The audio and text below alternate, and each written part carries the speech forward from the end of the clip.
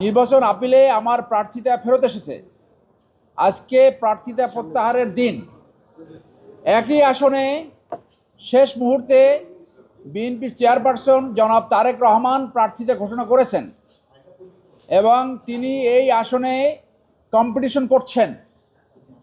আমি যেহেতু জাতীয়তাবাদী আদর্শ ধারণ করি, লালন করি, পালন করি, বেগম জিয়ার সাথে এবং তারেক রহমানের সাথে দীর্ঘদিন রাজনীতি করেছি, জেল খেটেছি, আদর্শ ধারণ করেছি।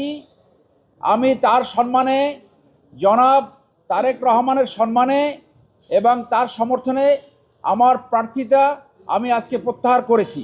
যেহেতু এখানে একজন পার্টি চেয়ারম্যান, যে আদর্শ আমি ধারণ করি, এখনও আমি ওই দলের সদস্য, এইখানে তাকে সহযোগিতা করাই আমার দায়িত্ব।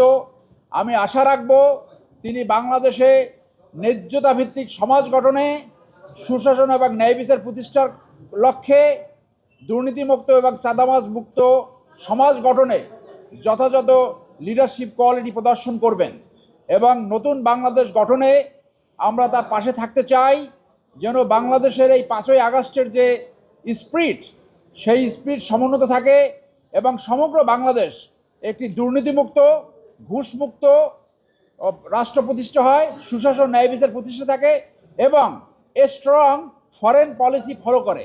সেই ব্যাপারে তিনি দায়িত্ব পালন করবে বলে আমি আশাবাদ ব্যক্ত করি।